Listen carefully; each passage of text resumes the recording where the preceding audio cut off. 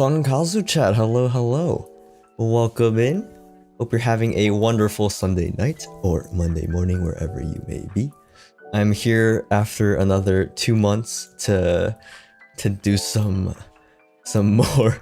more reading, as it's been requested, I think. So here I am sitting at my piano again, with a book in hand or some articles, whatever you would like me to read. Hope you all are doing well. Are we reading a piano? We could read some sheet music, but I don't think that translates well into a stream. I'm not sure. Hello, hi, Konkazu, everybody. Thank you for stopping by.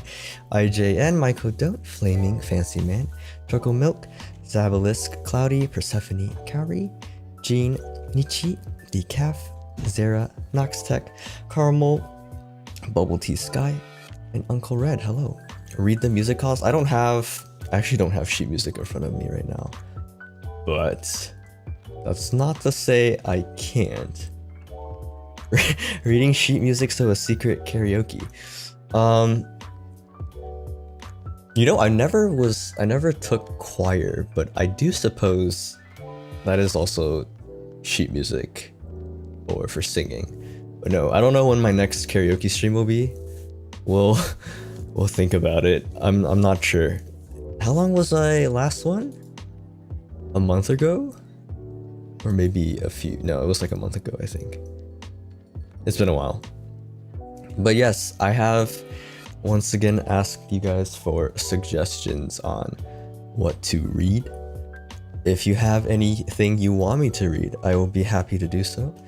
If not, I don't really know what I want to read. I have City of Thieves pulled up because I remember reading this book a long time ago as a required reading, I think, for some class, and I actually enjoyed it. But for anything else, feel free to send me poems or other, I don't know, fairy tales, memes you want me to read. Actually, I don't know. Maybe we'll save memes for perhaps later. I don't know if we want to start out with memes. War and Peace. What is War and Peace? Thank you for the $1 donation, Cranky Baby Girl. Hello, Nova Akami. Welcome in. Thank you for stopping by. Okay, let me search up what War and Peace is. That sounds very generic, but I don't know if it's actually something to read. Oh, War and Peace is a literary work mixed with chapters on history and philosophy by the Russian author Leo Tolstoy. How many pages? 1,225 pages? That's gonna take me longer to read than the B-movie script. Oh my god. How about Song of Arendelle from The Lord of the Rings? Oh, okay, sure, why not? Oh, and what, are we reading Edgar Allan Poe? Edgar Allan Poe? Wait, somebody, oh, The Raven. Okay, I gotta go in order. The Raven. We will go with The Raven. Wait, haven't I read this before? Wait, I've definitely read this before on one of my streams. Right? No, I remember this. I remember reading this in school, and I read this before. So I don't know if I want to do. I've read it. Wait, why'd you? If I've read it before, who suggested it? Oh, Cloudy did. Read the whole B-movie script. I've typed the whole B-movie script. If you want somebody to read the whole B-movie script, didn't Tomo read the whole B-movie script? What length are you looking for in terms of reading? Anything that's like 5 to 10 minutes is probably good enough, and shorter is also fine, but nothing too long. Like a few pages up to maybe like 5 pages max, I think would be good. What are the limits on what you can read on stream? You suggest the last question by Isaac. how do you pronounce this guy's name? Isaac Asimov? Okay, I'm just gonna pull up everything that's being suggested. The last question. And then we'll go from there. Oh my god, Princeton.education. Princeton.edu. Oh, this is long, right? This is 9 pages? Okay, we might be able to read this. I feel like this is gonna take me 20 minutes. Tomo read the B movie in ASMR. Ah, okay. I don't think there are any limits in terms of... Actually, I have no idea how copyright works for things, but let's just say everything is in what's it called? Free domain. We'll go from there. Don't worry about it. Nobody knows. Okay, so Song of Arendelle from Lord of the Rings. And then we'll go from there. What is up? Hello, Mercenary. And same thing with Orange. Welcome in. Coolly. The Mask of the Red Death by Poe. Man. Edgar Allan Poe is the definition of edgy. Alright, I will go in order. The last question might be a bit too long though, Nox. Because it's 9 pages, but single spaced in like 12-point font. This is like an essay for high school or uni, I suppose. And I feel like this will take me a while to read. Because last time I read, I forgot what I read last time. There was that one thing about that story with that city where there's like this little boy that's chained up and being held captive so the rest of the city can live in prosperity. I don't remember what that one was called, but that was like only 4 or 5 pages, I think. And that took a while. Suggest The Giving Tree. Okay, let's see. Is this online? Can I find this online? The Giving Tree? PDF, please. EPUB. This book costs 18 bucks. Why? Please. Give me a... Oh my god. Okay. I can definitely read The Giving Tree. I found it. No worries. What kind of high school do you attend to have 9-page essays? Wait, what do you mean? Oh, maybe 9-page essays are more common in uni? I don't know. I wasn't a... I didn't have to write many essays in uni, but like... Wasn't the minimum usually like 2,000 words? How many pages is 2,000 words? Wait, no, that's like 4 pages. Ooh, sorry, I don't remember. I haven't had to write essays in a long time. Okay, please forgive me. Don't worry about it. We will start with oh my god, Lord of the Rings. I'm gonna butcher all of the places. I don't know how to pronounce all of these things. Alright, we'll start with the Song of Arendelle. Let me turn off the BGM. Clear my throat. And then we'll go from there. Okay, the poem. Song written by Bilbo and Aragorn. Sung by Bilbo when the hobbits reach Rivendell. I see. I don't remember. I marathoned Lord of the Rings. The 3 movies, so I don't. It's a bit hazy. Hello, Rib. All right, I'm a start. Arendelle was a mariner that tarried in Arvenin. He built a boat of timber felled, and ember fell to journey in. Her sails he wave of silver fair, of silver were her lanterns made. Her prow was fashioned like a swan, and light upon her banners laid. In panoply of ancient kings, in chain rings he armored him. His shining shield was scored with runes, to ward all wounds and harm from him. His bow was made of dragon horn, his arrow shorn of ebony. Of silver was his habergeon, his scabbard of chalcedony. His sword of steel was valiant, of adamant his helmet tall, an eagle plume upon his crest, upon his breast an emerald. Beneath the moon and under star, he wandered far from northern strands, bewildered on enchanted ways, beyond the days of mortal lands. From gnashing of the narrow ice where shadows lies on frozen hills, from nether heats and burning waste, he turned in haste and roving still. On starless waters far astray, at last he came to night of naught, and past the never sight he saw of shining shore nor light he sought. The winds of wrath came driving him, and blindly in the foam he fled, from west to east and errandless, unheralded he homeward sped. There flying Elwing came to him, the flame was in the darkness lit, more bright than light of diamond, the fire upon her carcanet. The Silmaril she bound on him, and crowned him with the living light, and dauntless then with burning brow, he turned his prow and in this night. From other world beyond the sea, there strong and free a storm arose, a wind of power and Tarmanel, by paths that seldom mortal goes.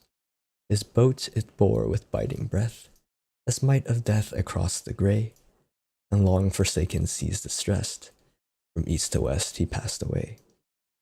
Through Evernight he back was borne, on black and roaring waves that ran, o'er leagues and lit and foundered shores, that drowned before the days began. Until he heard on strands of pearl, where ends the world the music long, where ever foaming billows roll, the yellow gold and jewels wan. He saw the mountains silent rise, where twilight lies upon the knees of Valinor and Aldemar, beheld afar beyond the seas. A wanderer escaped from night, to haven white he came at last, to elven home the green and fair, where keen the air were pale as glass. Beneath the hill of Ilmarin, a glimmer in a valley sheer, the lamplit towers of Tarion are mirrored on the shadow mere. He tarried there from errantry, and melodies they taught to him, and sages old him marvels told, and harps of gold they brought to him. They clothed him then in elven white, and 7 lights before him sent, as through the Calcasirian to hidden land forlorn he went. He came into the timeless halls, where shining fall the countless years, and endless reigns the elder king, in Ilmarin on mountain sheer. And words unheard were spoken then, of folk of men and elven kin.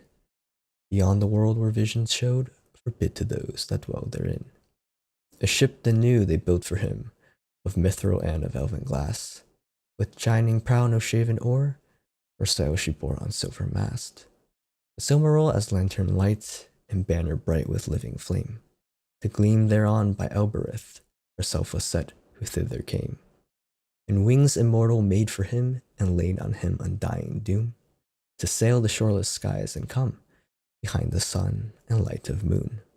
From Evereven's lofty hills, where softly silver fountains fall, his wings him bore a wandering light beyond the mighty mountain wall. From world's end there he turned away, and yearned again to find afar his home through shadows journeying, burning as an island star. On high above the mists he came, a distant flame before the sun. A wonder ere the waking dawn, what gray the Norland waters run. And over middle earth he passed, and heard at last the weeping sore of women and of elven maids, in elder days and years of yore. But on him mighty doom was laid, till moon should fade and orbit star, to pass and tarry never made, on hither shores where mortals are. Forever still a herald on, an errand that should never rest, to bear his shining lamp afar, the Flammifer of Westerness. That was kind of long. It doesn't seem long, but that's kind of long. Did he really? I don't remember Bilbo saying something this long. I'm not gonna lie. Was it like cut down in the movies? Because I do not remember this at all. I feel like this passage has escaped from my memories when I watched the movies. But you know, it's okay. Movies cut out a lot, so this is from the because I don't remember it at all. I do not remember, but I'm sure maybe in the novel it was there, Just I don't remember from the movies. Okay. As someone who's read the books numerous times, the poems dear to you. Right, I never read the original books. So I do not recall this. That was a good... Did that take 10 minutes to read? No way, right? No, that was like 5 minutes maybe. Okay, on to... what am I gonna read next? I'll read the last question maybe later if we have nothing else to read, because it's a long one. But I think we're gonna go to some Edgar Allan Poe. And what did you guys request? The Mask of the Red Death, right? For like 5 to 6 minutes. I feel like this one might take quite a while longer. This doesn't, maybe not. It's a couple of pages. Doesn't seem too bad. All right. Next will be some Edgar Allan Poe. The Mask of the Red Death. The Red Death had long devastated the country. No pestilence had been ever so fatal or so hideous. Blood was its avatar and its seal, the redness and the horror of blood. There were sharp pains and sudden dizziness, and then profuse bleedings at the pores with dissolution. The scarlet stains upon the body, and especially upon the face of the victim, were the pest ban which shut him out from the aid and from the sympathy of his fellow men. And the whole seizure, progress and termination of the disease were incidents of half an hour. But the Prince Prospero was happy and dauntless and sagacious. When his dominions were half depopulated, he summoned to his presence 1,000 hale and light-hearted friends from among the knights and dames of his court, and with these retired to the deep seclusion of one of his castellated abbeys. This was an extensive and magnificent structure, the creation of the prince's own eccentric yet august taste. A strong and lofty wall girdled it in. This wall had gates of iron. The courtiers, having entered, brought furnaces and massy hammers and welded the bolts. They resolved to leave means neither of ingress or egress to the sudden impulses of despair from without or a frenzy from within. The abbey was amply provisioned. With such precautions, the courtiers might bid defiance to contagion. The external world could take care of itself, and in the meantime it was folly to grieve or to think. The prince had provided all the appliances of pleasure. There were buffoons. There were improvisatory? There were ballet dancers. There were musicians. There were cards. There was beauty, and there was wine. All these and security were within. Without was the Red Death. It was towards the close of the 5th or 6th month of his seclusion, and while the pestilence raged most furiously abroad, that the Prince Prospero entertained his 1,000 friends at a masked ball of the most unusual magnificence. It was a voluptuous scene, the masquerade. But first let me tell of the moons in which it was held. There were 7, an imperial suite. In many palaces, however, such suites form a long and straight vista, while the folding doors slide back nearly to the walls on either hand, so that the view of the whole extent is scarcely impeded. Here the case was very different, as might have been expected from the Duke's love of the bizarre. The apartments were so irregularly disposed that the vision embraced but little more than one at a time. There was a sharp turn at every 20 or 30 yards, and at each turn a novel effect. To the right and left in the middle of each wall, a tall and narrow Gothic window looked out upon a closed corridor which pursued the windings of the suite. These windows were of stained glass, whose color varied in accordance with the prevailing hue of the decorations of the chamber into which it opened. That at the eastern extremity was hung, for example, in blue, and vividly blue were its windows. The second chamber was purple in its ornaments and tapestries, and here the panes were purple. The third was green throughout, and so were the casements. The fourth was furnished and litten with orange, while the fifth with white, the sixth with violet. The seventh apartment was closely shrouded in black velvet tapestries that hung all over the ceiling and down the walls, falling in heavy folds upon a carpet of the same material and hue. But in this chamber only, the color of the windows failed to correspond with the decorations. Panes here were scarlet, a deep blood color. Now in no one of the 7 apartments was there any lamp or candelabrum, amid the profusion of golden ornaments that lay scattered to and fro or depended from the roof. There was no light of any kind emanating from lamp or candle within the suite of chambers, but in the corridors that followed the suite, there stood opposite to each window a heavy tripod, bearing a brazier of fire that projected its rays through the tinted glass and so glaringly illuminated the room. And thus were produced a multitude of gaudy and fantastic appearances.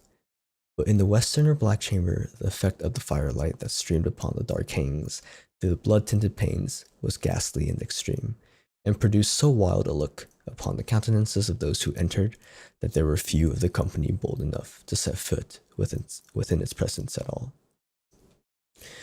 It was in this apartment also that there stood against the western wall a gigantic clock of ebony. Its pendulum swung to and fro with a dull, heavy, monotonous clang, and when its minute hand made the circuit of the face, and the hour was to be stricken, there came forth from the brazen lungs of the clock a sound which was clear and loud and deep and exceedingly musical, but of so peculiar a note and emphasis that at each lapse of an hour, the musicians in the orchestra were constrained to pause, momently in their performance, to hearken to the sound, and thus the waltzers perforce ceased their evolutions. And there was a brief disconcert of the whole gay company, and while the chimes of the clock yet rang, it was observed that the giddiest grew pale, and that the more aged and sedate passed their hands over their brows as if in confused reverie or meditation. But when the echoes had fully ceased, a light laughter at once pervaded the assembly. The musicians looked at each other and smiled as if at their own nervousness and folly, and made whispering vows, each to the other, that the next chiming of the clock should produce in them no similar emotion. And then, after the lapse of 60 minutes, there came yet another chiming of the clock, and then the same disconcert and tremulousness and meditation as before. But in spite of these things, it was a magnificent revel. The tastes of the Duke were peculiar. He had a fine eye for colors and effects. He disregarded the decora of mere fashion. His plans were bold and fiery, and his conceptions glowed with barbaric luster. There are some who would have thought him mad. His followers felt that he was not. It was necessary to hear and see and touch him to be sure that he was not. He had directed in great part the movable embellishments of the 7 chambers upon occasion of this great feat, and it was his own guiding taste which had given character to the costumes of the masqueraders. Be sure they were grotesque. There were much glare and glitter and piquancy and phantasm, much of what has been seen in Hernani. There were arabesque figures with unsuited limbs and appointments. There were delirious fancies such as the madman fashions. There were much of the beautiful, much of the wanton, much of the bizarre, something of the terrible, and not a little of that which might have excited disgust. To and fro in the 7 chambers were stalked, in fact, a multitude of dreams, and these the dreams within and about taking hue from the rooms, and causing the wild music of the orchestra to seem as the echo of their steps. And anon there strikes the ebony clock, which stands in the hall of the velvet, and momently all is still, and all is silent save the voice of the clock. The dreams are stiff frozen as they stand, but the echoes of the chime die away. They have endured but an instant, and a light half-subdued laughter floats after them as they depart. And now again the music swells, the dreams live, and writhe to fro more merrily than ever, taking hue from the many-tinted windows through which stream the rays from the tripods. But to the chamber which lies most westwardly of the 7, there are now none of the maskers who venture, for the night is waning away, and there flows a ruddier light through the blood-colored panes, and the blackness of the sable drapery appalls, and to him whose foot falls upon the sable carpet, there comes from the near clock of ebony a muffled peal, more solemnly emphatic than any which reaches their ears who indulge in the more remote gaieties of the other apartments. But these other apartments were densely crowded, and in them beat feverishly the heart of life. The revel went whirringly on, until at length was sounded the 12th hour upon the clock. The music ceased, as I have told, and the evolutions of the waltzers were quieted, and there was an uneasy cessation of all things as before. But now there were 12 strokes to be sounded by the bell of the clock. Thus it happened, Perhaps that more of thought crept, with more of time, into the meditations of the thoughtful among those who reveled. And thus again it happened, perhaps, that before the last echoes of the last chime had utterly sunk into silence, there were many individuals in the crowd who had found leisure to become aware of the presence of a masked figure, which had arrested the attention of no single individual before. And the rumor of the new presence having spread itself whisperingly around, there arose at length from the whole company a buzz or murmur, expressive at first of disapprobation and surprise, then finally of terror, of horror, and of disgust. In an assembly of phantasms such as I have painted, it may well be supposed that no ordinary appearance could have excited such sensation. In truth, the masquerade license of the night was nearly unlimited, but the figure in question had out-Heroded Herod, and gone beyond the bounds of even the prince's indefinite decorum. There are chords in the hearts of the most reckless, which cannot be touched without emotion, even with the utterly lost, to whom life and death are equally jests. There are matters of which no jest can be properly made. The whole company, indeed, seemed how deeply to feel that therein the costume and bearing of the stranger neither wit nor properly existed. The figure was tall and gaunt, shrouded from head to foot in the habiliments of the grave. The mask which concealed the visage was made so nearly to resemble the countenance of a stiffened corpse that the closest scrutiny must have had difficulty in detecting the cheat.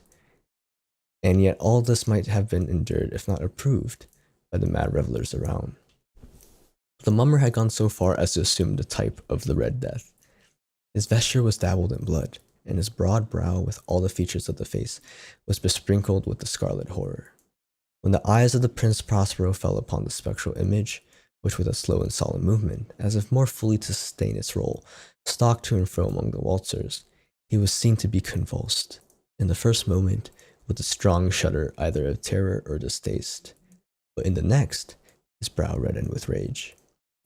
"Who dares," he demanded hoarsely of the group that stood around him, "who dares thus to make mockery of our woes? Uncase the varlet that we may know whom we have to hang tomorrow at sunrise from the battlements. Will no one stir at my bidding? Stop him and strip him, I say, of those reddened vestures of sacrilege." It was in the eastern or blue chamber in which stood the Prince Prospero as he uttered these words. They rang throughout the 7 rooms loudly and clearly, for the prince was a bold and robust man, and the music had become hushed at the waving of his hand. It was in the blue room where stood the prince, with a group of pale courtiers by his side.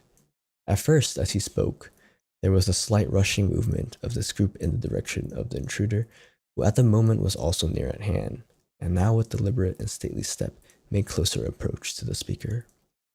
But from a certain nameless awe with which the mad assumptions of the mummer had inspired the whole party, there were found none who put forth hand to seize him, so that unimpeded he passed within a yard of the prince's person, and while the vast assembly, as if with one impulse, shrank from the centers of the room to the walls, he made his way uninterruptedly, but within the same solemn and measured step which had distinguished him from the first, through the blue chamber to the purple, through the purple to the green, through the green to the orange, through this again to the white, and even thence to the violet, ere a decided movement had been made to arrest him.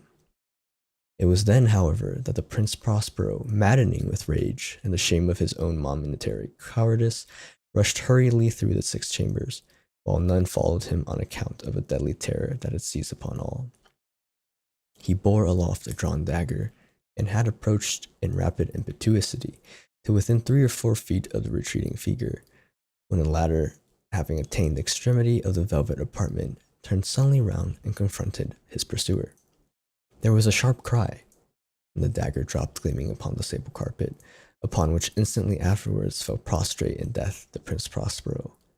Then, summoning the wild courage of despair, a throng of the revelers at once threw themselves into the block apartment, and seizing the mummer, whose tall figure stood erect and motionless within the shadow of the ebony clock, gasped in unutterable horror at finding the grave cerements and corpse-like mask which they handled with so violent a rudeness, untenanted by any tangible form. And now was acknowledged the presence of the Red Death. He had come like a thief in the night, and one by one dropped the revelers in the blood-bedewed howls of the revel, and died each in the despairing posture of his fall. The life of the ebony clock went out with that of the last of the gay, and the flames of the tripods expired. Darkness and decay and the Red Death held illimitable dominion over all. Hello, Kazu. Hello, Alejandro. Welcome in. That was really long. Was that like 15 minutes? Why does it look so short? But it seems so long. that was quite an interesting read. Can you read me Naruto? Maybe, but why? All you have to know about Naruto is what does he say? Believe it or something. I don't know. Just believe in the Takno Jutsu, the power of friendship. That's Naruto. Sorry. That was quite long. Believe it, that does sound like me. Yes. There's a reason why Takno Jutsu is a meme. Whenever you get out of a situation by just talking in any form of like, not media, but I guess in manga or anime, it's the Takno Jutsu ability. Okay, what is next? Is it the Giving Tree? Are we doing The Giving Tree by Shel Silverstein? I don't remember the last time I read this. I must have been a child or something, right? There's no way. I haven't read this in probably over like 15 years. We can do The Giving Tree though. Okie doke. What? Oh, I need to turn this off. The Giving Tree. Once there was a tree, and she loved a little boy. And every day the boy would come. He would gather her leaves, make them into crowns, and play king of the forest. He would climb up her trunk, and swing from her branches, and eat apples. And they would play hide and go seek. When he was tired, he would sleep in her shade, and the boy loved the tree very much. The tree was happy, but time went by, and the boy grew older, and the tree was often alone. Then one day the boy came to the tree, and the tree said, "Come, boy, come and climb up my trunk, and swing from my branches, and eat apples and play in my shade, and be happy." "I am too big to climb and play," said the boy. "I want to buy things and have fun. I want some money. Can you give me some money?" "I'm sorry," said the tree, "but I have no money. I have only leaves and apples. But take my apples, boy, and sell them in the city. Then you'll have money, and you will be happy." And so the boy climbed up the tree and gathered her apples and carried them away, and the tree was happy. But the boy stayed away for a long time, and the tree was sad. One day the boy came back, and the tree shook with joy, and she said, "Come, boy, climb up my trunk and swing from my branches and be happy." "I am too busy to climb trees," said the boy. "I want a house to keep me warm. I want a wife and I want children, and so I need a house. Can you give me a house?" "I have no house," said the tree. "The forest is my home, but you may cut off my branches and build a house. Then you will be happy." And so the boy cut off her branches and carried them away to build his home. And the tree was happy. But the boy stayed away for a long time, and when he came back, the tree was so happy she could hardly speak. "Come, boy," she whispered. "Come and play." "I am too old and sad to play," said the boy. "I want a boat that will take me far away from here.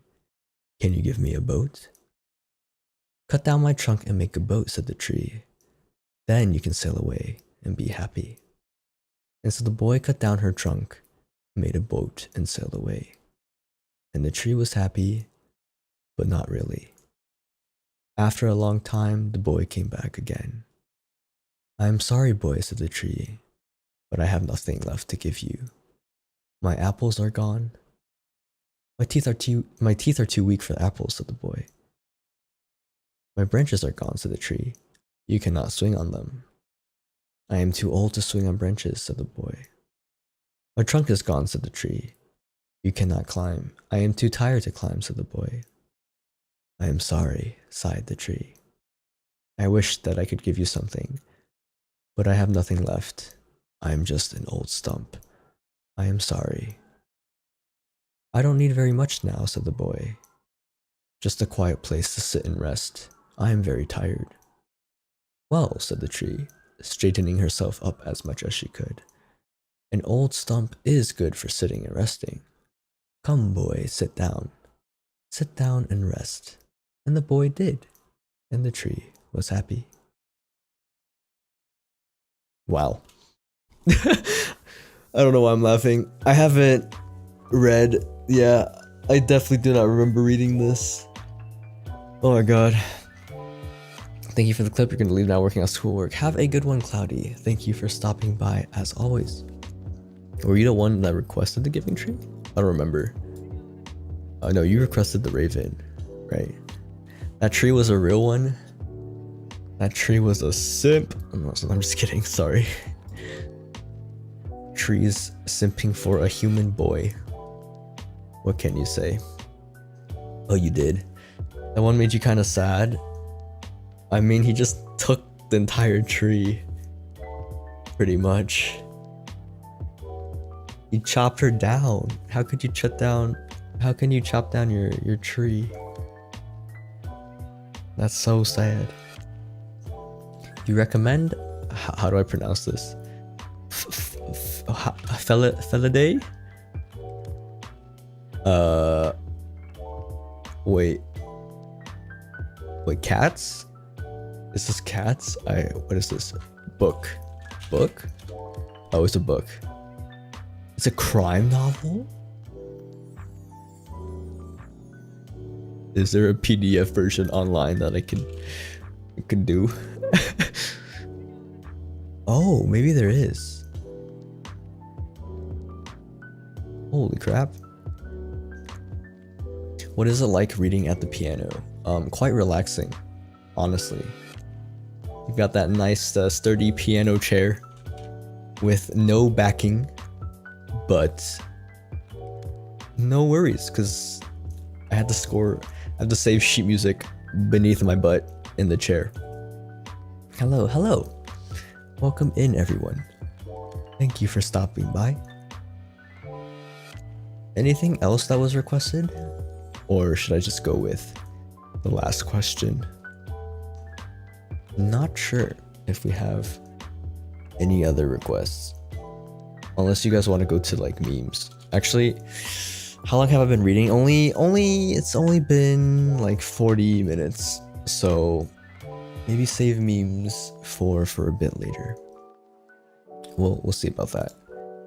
I have the last question up, but I don't know if I have anything else that you guys have suggested to read or not. We could always go back to Poe. Poe's so edgy. We love Poe. Look at his little sorry, I'm not gonna roast his mustache, even though I kind of roasted his mustache. Who is this by? Wait. When was this written?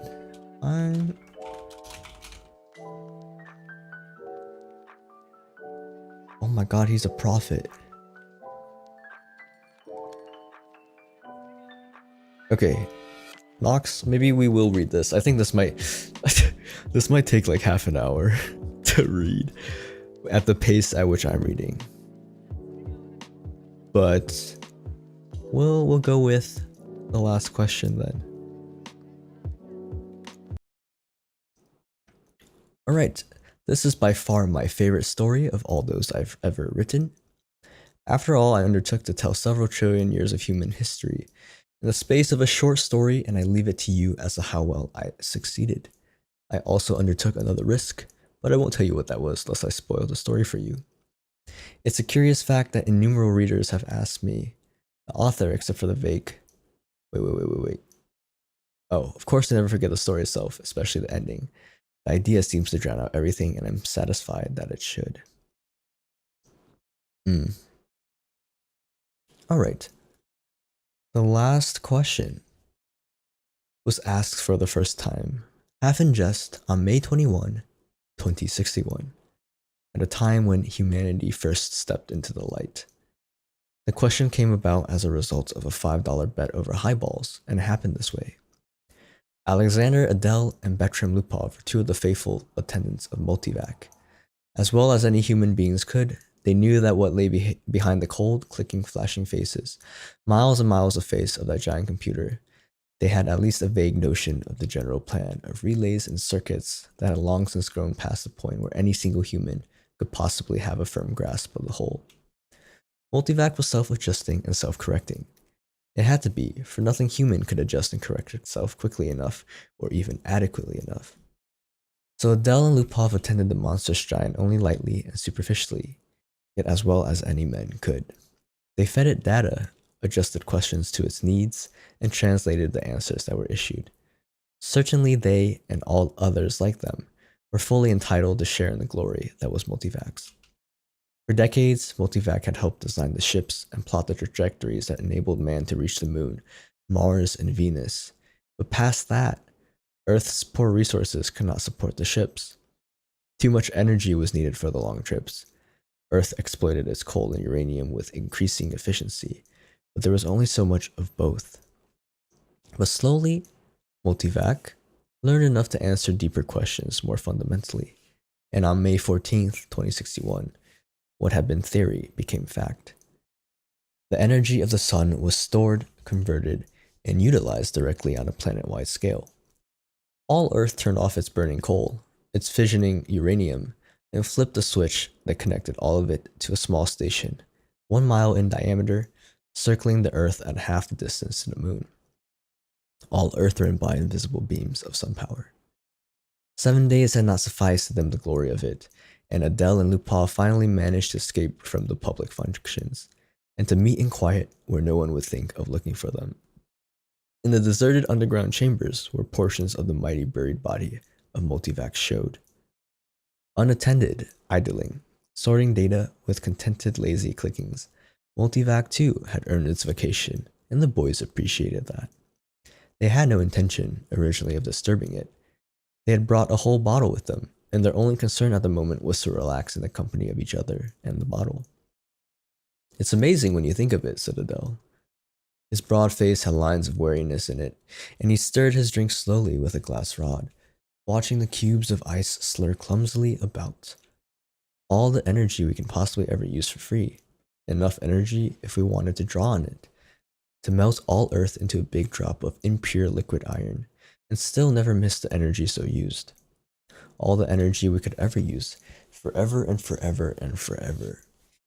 Lupov cocked his head sideways, and he had a trick of doing that when he wanted to be contrary, and he wanted to be contrary now. Partly because he had to carry the ice and glassware. Not forever, he said. Oh hell, just about forever. Till the sun runs down, Bert. That's not forever. Alright then, billions and billions of years. 10 billion, maybe. Are you satisfied? Lupov put his fingers through his thinning hair as though to reassure himself that some was still left, and sipped gently at his own drink. 10 billion years isn't forever. Well, it will last our time, won't it? So will the coal and uranium. Alright, but now we can hook up each individual spaceship to the solar station, and it can go to Pluto and back 1,000,000 times without ever worrying about fuel. You can't do that on coal and uranium. Ask Multivac if you don't believe me. I don't have to ask Multivac. I know that. But stop running down what Multivac's done for us, said Adele, blazing up. It did all right. Who says it didn't? What I say is that a sun won't last forever. That's all I'm saying. We're safe for 10 billion years, but then what? Lupov pointed a slightly shaky finger at the other. And don't say we'll switch to another sun. There was silence for a while. Adele put his glass to his lips only occasionally, and Lupov's eyes slowly closed. They rested. Then Lupov's eyes snapped open. Your thinking will switch to another sun when ours is done, aren't you? I'm not thinking. Sure you are. You're weak on logic. That's the trouble with you. You're like the guy in the story who was caught in a sudden shower and who ran to a grove of trees and got under one. He wasn't worried, you see, because he figured when one tree got wet, he would just get under another one. I get it, said Adele. Don't shout. When the sun is done, the other stars will be gone too. Darn right they will, muttered Lupov. It all had a beginning in the original cosmic explosion, whatever that was, and it'll all have an end when all the stars run down. Some run down faster than others. Hell, the giants won't last 100 million years. The sun will last 10 billion years, and maybe the dwarfs will last 200 billion for all the good they are. But just give us 1 trillion years and everything will be dark. Entropy has to increase to maximum, that's all. I know all about entropy, said Adele, standing on his dignity. The hell you do. I know as much as you do. And you know everything's got to run down someday. Alright, who says they won't? You did, you poor sap. You said we had all the energy we needed forever. You said forever. It was Adele's turn to be contrary. Maybe we can build things up again someday, he said. Never. Why not? Someday. Never. Ask Multivac. You ask Multivac. I dare you. $5 says it can't be done.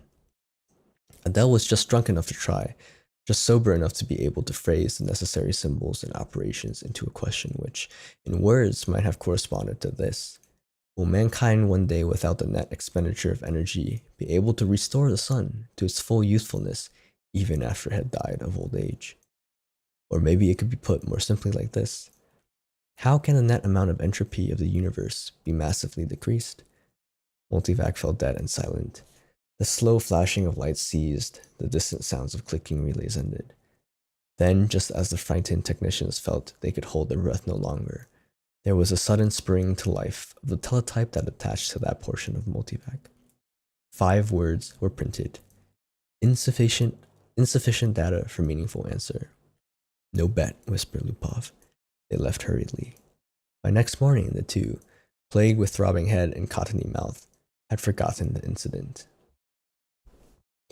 Jaredine, and Jaredette 1 and 2 watched the starry picture in the visiplate change as the passage through hyperspace was completed in its long time lapse. At once, the even powdering of stars gave way to the predominance of a single bright shining disk, the size of a marble centered on the viewing screen. That's X-23, said Jared confidently. His thin hands clamped tightly behind his back, and the knuckles whitened. The little Jaredettes, both girls, had experienced the hyperspace passage for the first time in their lives, and were self-conscious over the momentary sensation of inside-outness. They buried their giggles and chased one another wildly about their mother, screaming, We've reached X-23! We've reached X-23! We've... Quiet, children, said Jaredine sharply. Are you sure, Jared? What is there to be but sure? Asked Jared, glancing up at the bulge of featureless metal just under the ceiling. It ran the length of the room, disappearing through the wall at either end. It was as long as the ship. Jared scarcely knew a thing about the thick rod of metal, except that it was called a microvac, that one asked it questions if one wished, that if one did not, it still had its task of guiding the ship to a pre-ordered destination, of feeding on energies from the various subgalactic power stations, of computing the equations of the hyperspatial jumps. Jared and his family had only to wait and live in the comfortable residence quarters of the ship. Someone had once told Jared that the ACK at the end of microvac stood for automatic computer in ancient English, but he was on the edge of forgetting even that. Jared's eyes were moist as she watched the visiplate. I can't help it. I feel funny about leaving Earth. Why, for Pete's sake, demanded Jared. We had nothing there. We'll have everything on X-23. You won't be alone. You won't be a pioneer. There are over 1 million people on the planet already. Good Lord, our great-grandchildren will be looking for new worlds because X-23 will be overcrowded. Then, after a reflective pause, I tell you, it's a lucky thing the computers worked out interstellar travel the way the race is growing. I know, said Jaredine miserably. Jaredette, I said promptly, our microvac is the best microvac in the world. I think so too, said Jared, tousling her hair. It was a nice feeling to have a microvac of your own, and Jared was glad he was part of his generation and no other. In his father's youth, the only computers had been tremendous machines, taking up 100 square miles of land. There was only one to the planet. Planetary ACs, they were called. They had been growing in size steadily for 1,000 years, and then, all at once, came refinement. In place of transistors had come molecular valves, so that even the largest planetary AC could be put into a space only half the volume of a spaceship. Jared felt uplifted, as he always did when he thought that his own personal microvac was many times more complicated than the ancient and primitive multivac that had first tamed the sun, and almost as complicated as Earth's planetary AC that had first solved so many problems of hyperspatial travel and made trips to the stars possible. So many stars, so many planets, sighed Jared, busy with her own thoughts. I suppose families will be going out to new planets forever, the way we are now. Not forever, said Jared with a smile. It will all stop someday, but not for billions of years. Many billions. Even the stars run down, you know. Entropy must increase. What's entropy, Daddy? Showed Jared that too. Entropy, little sweet, is just a word which means the amount of running down of the universe. Everything runs down, you know, like your little walkie-talkie robot, remember? Can't you just put in a new power unit, like with my robot? The stars are the power units, dear. Once they're gone, there are no more. Jaredette 1 at once set up a howl. Don't let the stars run down. Now look what you've done, whispered Jared, exasperated. How was I to know it would frighten them? Jared whispered back. Ask the microwac. Well, Jaredette 1. Ask him how to turn the stars on again. Go ahead, said Jared. It will quiet them down. Jared shrugged. Now, I'll ask Microvac. Don't worry, he'll tell us. He asked the Microvac, adding quickly, print the answer. Jared cupped the strip or thin cellophane and said cheerfully, see now, the Microvac says it will take care of everything when the time comes, so don't worry. Jared then said, and now, children, it's time for bed. We'll be in our new home soon. Reading the words on the cellophane again before destroying it, the Microvac said, insufficient data for meaningful answer. He shrugged and looked at the visiplate. X-23 was just ahead. VJ-23X of Lambeth stared into the black depths of the three-dimensional small-scale map of the galaxy and said, are we ridiculous? I wonder in being so concerned about the matter. MQ-17J of Nikron shook his head. I think not. You know the galaxy will be filled in 5 years at the present rate of expansion. Both seemed in their early 20s, and both were tall and perfectly formed. Still, I hesitate to submit a pessimistic report to the Galactic Council. I wouldn't consider any other kind of report. Stir them up a bit. We've got to stir them up. VJ-23X sighed. Space is infinite. 100 billion galaxies are there for the taking. More. 100 billion is not infinite, and it's getting less infinite all the time. Consider, 20,000 years ago, mankind first solved the problem of utilizing stellar energy, and a few centuries later, interstellar travel became possible. It took mankind 1 million years to fill one small world, and then only 15,000 years to fill the rest of the galaxy. Now the population doubles every 10 years. VJ-23X interrupted. We can thank immortality for that. Very well.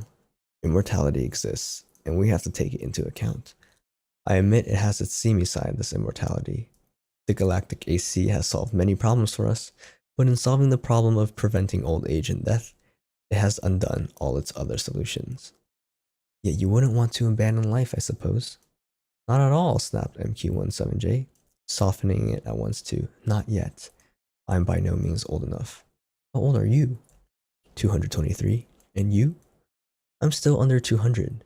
But to get back to my point, population doubles every 10 years, and once this galaxy is filled, we'll have filled another in 10 years. In another 10 years, we'll have filled 2 more. Another decade, 4 more. In 100 years, we'll have filled 1,000 galaxies. In 1,000 years, 1,000,000 galaxies. In 10,000 years, the entire known universe. Then what?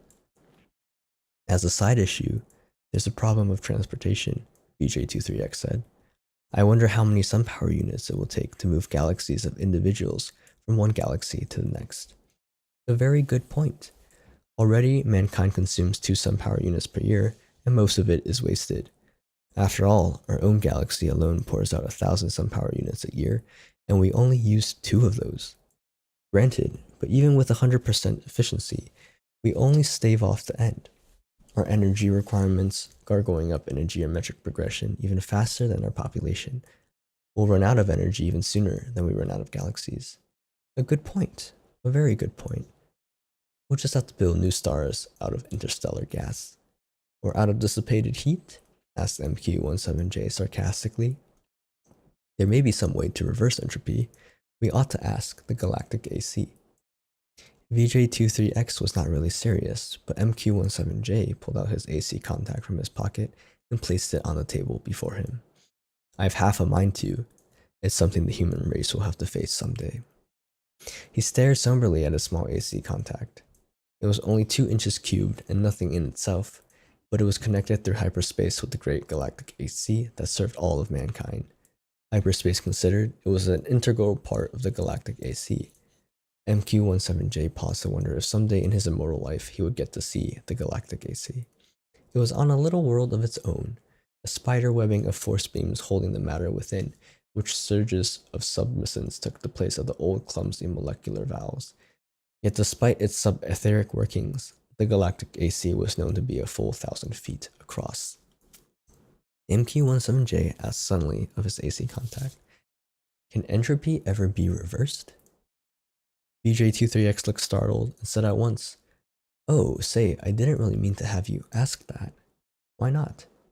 "Well, we both know entropy can't be reversed. You can't turn smoke and ash back into a tree." "Do you have trees on your world?" asked MQ-17J. The sound of the galactic AC startled them into silence. Its voice came thin and beautiful out of the small AC contact on the desk, and it said, "There is insufficient data for a meaningful answer." VJ23X said, "See?" The 2 men thereupon returned to the question of the report they were to make of the galactic console.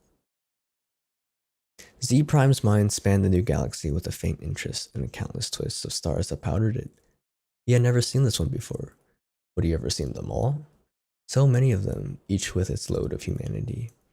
But a load that was almost a dead weight. More and more the real essence of men was to be found out here in space. Minds, not bodies. The mortal bodies remained back on the planets, in suspension over the eons. Sometimes they roused from material activity, but that was growing even rarer. Few new individuals were coming into existence to join the incredibly mighty throng. But what matter? There was little room in the universe for new individuals. Z Prime was roused out of his reverie upon coming across the wispy tendrils of another mind. "I am Z Prime," said Z Prime. "And you?" "I am D sub 1. Your galaxy?" "We call it only the galaxy. And you?" "We call ours the same. All men call their galaxy, and nothing more. Why not?" "True, since all galaxies are the same." "Well, not all galaxies. On one particular galaxy, the race of man must have originated. That makes it different." Z Prime said, "Oh, which one?" "I cannot say. The universal AC would know." "Shall we ask him? I'm suddenly curious." Z Prime's perceptions broadened until the galaxies themselves shrank and became a new, more diffuse powdering on a much larger background. So many hundreds of billions of them, all with their immortal beings, all carrying their load of intelligence with minds that drifted freely through space. And yet one of them was unique among them all in being the original galaxy. One of them had, in its vague and distant past, a period when it was the only galaxy populated by man. Z Prime was consumed with curiosity to see this galaxy, and he called out, "Universal AC? On which galaxy did mankind originate?" The universal AC heard, and for on every world and throughout space, it had its receptors ready, and each receptor led through hyperspace to some unknown point where the universal AC kept itself aloof. Z Prime knew of only one man whose thoughts had penetrated within sensing distance of the universal AC, and he reported only a shining globe, 2 feet across, difficult to see. But how can that be all of the universal AC? Z Prime had asked. Most of it had been the answer is in hyperspace. In what form it is there, I cannot imagine. Nor could anyone, for the day had long since passed. Z Prime knew when any man had any part of the making of a universal AC. Each universal AC designed and constructed its successor. each during its existence of 1,000,000 years or more, accumulated the necessary data to build a better and more intricate, more capable successor in which its own store of data and individuality would be submerged. The universal AC interrupted Z Prime's wandering thoughts, not with words, but with guidance. Z Prime's mentality was guided into the dim sea of galaxies, and one in particular enlarged into stars. A thought came, infinitely distant but infinitely clear. This is the original galaxy of man. It was the same after all, the same as any other, and Lee Prime stifled his disappointment. D sub 1, whose mind had accompanied the other, said suddenly, and is one of these stars the original star of man? The universal AC said, man's original star has gone nova. It is a white dwarf. Did the men upon it die? Asked Lee Prime, startled and without thinking. The universal AC said, a new world, as in such cases, was constructed for the physical bodies in time. Yes, of course, said Z Prime, but a sense of loss overwhelmed him even so. His mind released its hold on the original galaxy of man, let it spring back and lose itself among the blurred pinpoints. He never wanted to see it again. D sub 1 said, what's wrong? The stars are dying. The original star is dead.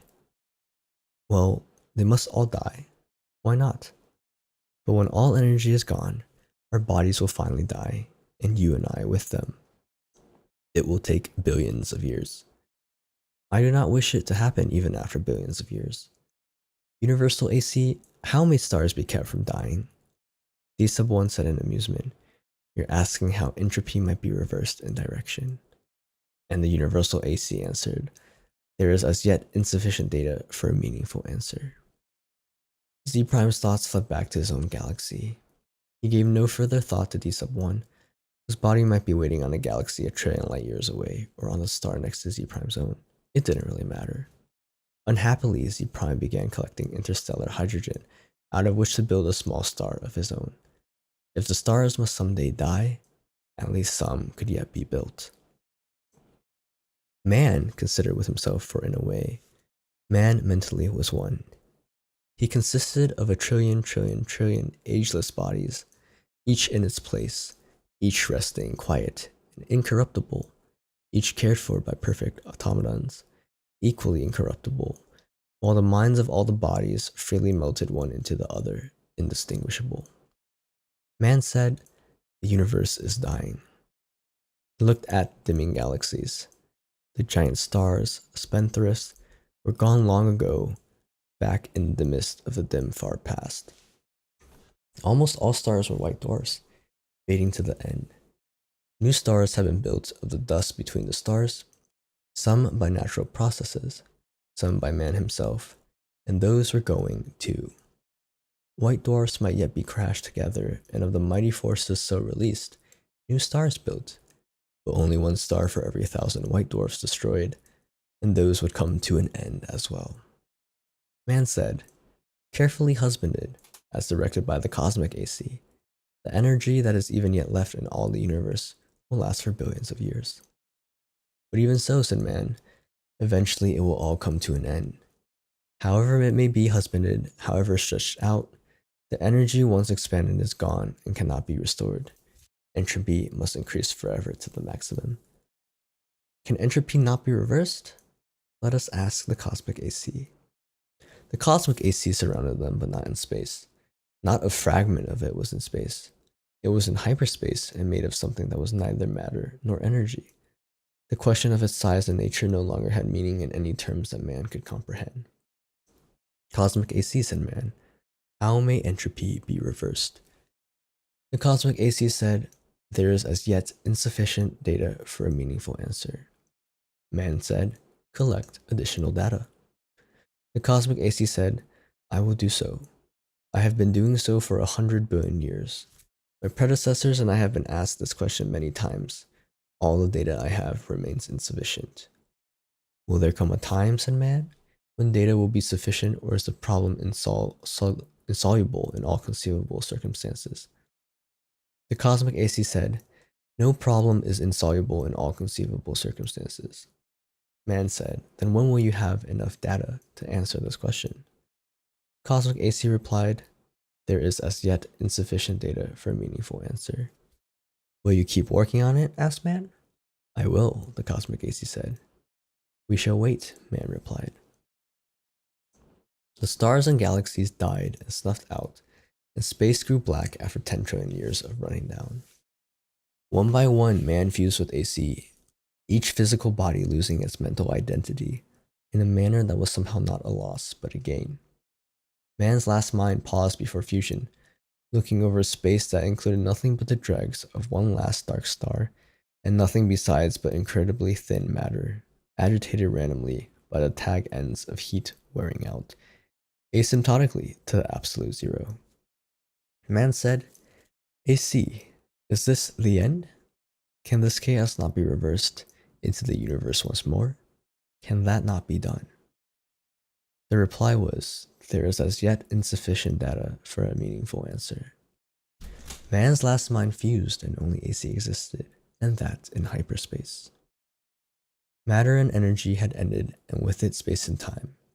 Even AC existed only for the sake of one last question that it had never answered from the time a half-drunken computer 10 trillion years before had asked the question of a computer that was to AC far less than a man was to man.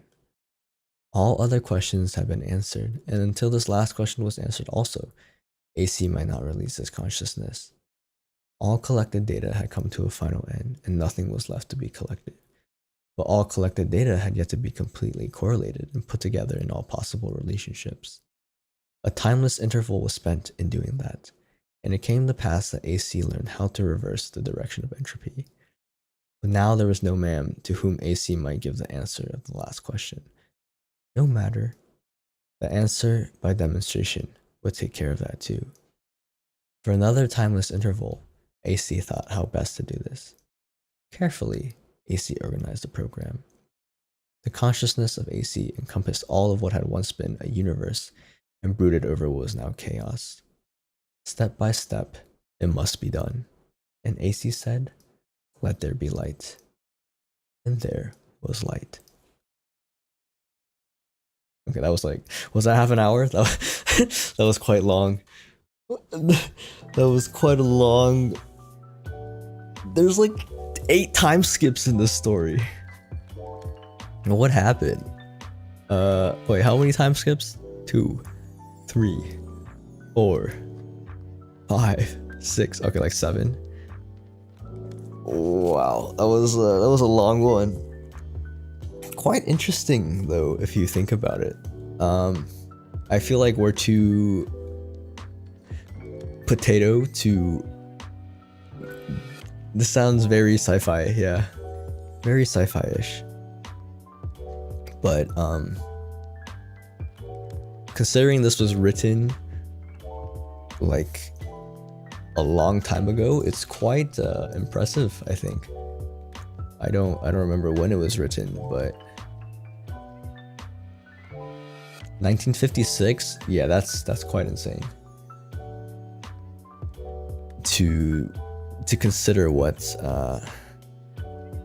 granted, the way they talked about computers and stuff or machines makes sense now, but man, that is very impressive to come up with something pretty believable. Or you can yeah, believable is a good word. I think you can see it happening. We're already at the little multivac in a box. We have do you know what that reminds me of? There is a new Shonen Jump. Wait, is it? I don't remember. I don't know if it's weekly. I think it's the new Shonen Jump manga called Super Smartphone. And I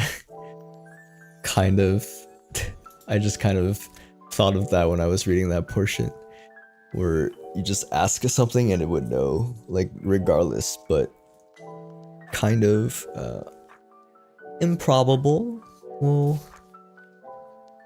but still a very, very interesting little short story. It's one of the shortest, this one. We'll be here for an hour. We'll be here for 10 hours if I read War and Peace. Actually, I don't think I could. If it takes me 20 minutes to read 10 pages. It would take me, what, like 2,400 give or take for War and Peace, and that is like 40 hours. I'm not Ling Ling, okay? We don't live in the universe of Ling Ling, practice 40 hours a day. So that's a marathon stream right there of reading, and my throat is already parched. my voice is tired already after just reading for an hour. But we'll go from there. I'll probably do like 1 or 2 more and call it for today. If you guys have anything else to read. Or hydrate. Yeah, I have water, don't worry. I am hydrating. Just after a long read, throat be feeling kind of icky, a little parched. Was there any other recommendation that I missed? Or maybe not. I don't know. I'm not sure. If not, what else should I read? Is it tradition to read Go the Fuck to Sleep every reading stream? I found out about this the first time I did a reading stream, and it is so good. But I don't think I'm gonna read it again. I don't know if I want to read this again. Every stream I have to remind myself to go to fucking sleep. Oh, you guys want it? Okay. okay.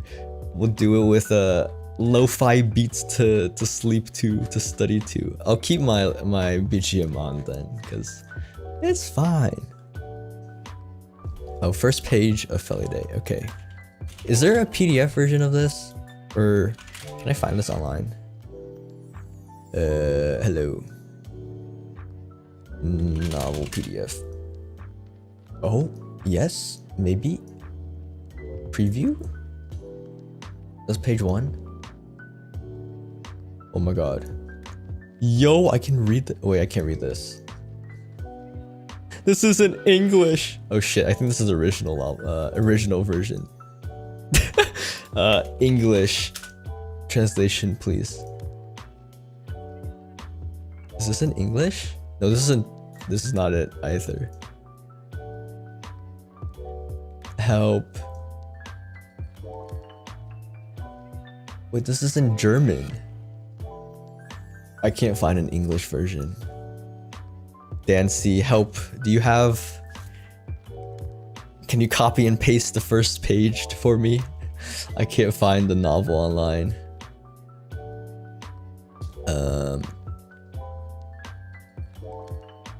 I found it in Turkish, but I don't think I know Turkish. I definitely don't know Dutch or German, so that's not possible either. Lo-fi beats to go the fuck to sleep to. True. True. I need to find one in English, but I can't. You found one in Spanish? Okay, I don't know Spanish either, so that doesn't help. That doesn't help me. Okay, we're... maybe I'll just read Go the Fuck to Sleep and call it for today. I need to make my schedule for next week too anyways. So, maybe a shorter reading stream today. Oh wait, there's a credit page? Oh, right, I remember that. I think it's written for his own kid, right? For Vivian, without whom none of this would be possible. Go the fuck to sleep, chat. Alright, I'm starting. The cats nestle close to their kittens now. The lambs have laid down with the sheep. You're cozy and warm in your bed, my dear. Please go the fuck to sleep. The windows are dark in this town, child. The whales huddle down in the deep. I'll read you one very last book if you swear. You'll go the fuck to sleep. The eagles who soar through the sky are at rest, and the creatures who crawl, run, and creep. I know you're not thirsty. That's bullshit. Stop lying. Lie the fuck down, my darling, and sleep. The wind whispers soft through the grass, hun. The field mice they make not a peep. It's been 38 minutes already. Jesus Christ, what the fuck? Go to sleep. All the kids from daycare are in dreamland. The froggy has made his last leap. Hell no, you can't go to the bathroom. You know where you can go? The fuck to sleep. The owls fly forth from the treetops. Through the air they soar and they sweep. A hot crimson rage fills my heart, love. For real, shut the fuck up and sleep. The cubs and the lions are snoring, wrapped in a big snuggly heap. How is it you can do all this other great shit, but you can't lie the fuck down and sleep? The seeds slumber beneath the earth now, and the crops that the farmers will reap. No more questions, the interview's over. I've got 2 words for you, kid. Fucking sleep. The tiger reclines in the simmering jungle. A sparrow has silenced her cheep. Fuck your stuffed beer, I'm not getting you shit. Close your eyes, cut the crap, sleep. The flowers doze low in the meadows, and high on the mountains so steep. My life is a failure. I'm a shitty ass parent. Stop fucking with me, please, and sleep. The giant pangolins of Madagascar are snoozing as I lie here and openly weep. Sure, fine, whatever. I'll bring you some milk. Who the fuck cares? Not gonna sleep. This room is all I can remember. The furniture crappy and cheap. You win, you escape. You run down the hall as I nod the fuck off and sleep. Larian dazed I awaken to find your eyes shut, so I keep my fingers crossed tight as I tiptoe away and pray that you're fucking asleep. We're finally watching our movie. Popcorn's in the microwave. Beep. Oh shit. God damn it. You've gotta be kidding. Come on. Go the fuck back to sleep. Nice. What a nice, lovely children's book. Pachi Pachis all around. We love telling children to go the fuck to sleep and stop crying. This is how the world works. Okay, chat. I think that's it for me today. A shorter stream, but I'll be back next week with... Should I do typing ASMR again? My hands were dead after the B movie script, and that was like a 2-3 hour typing stream. So I might do a bit less next Sunday, but I think we'll try find me some other shorter scripts to type, and I'll do some keyboard typing. But a nice little reading session on Sunday night or Monday morning. Hopefully it was enjoyable. I gotta go make my schedule and figure out what I'm doing next week for streams.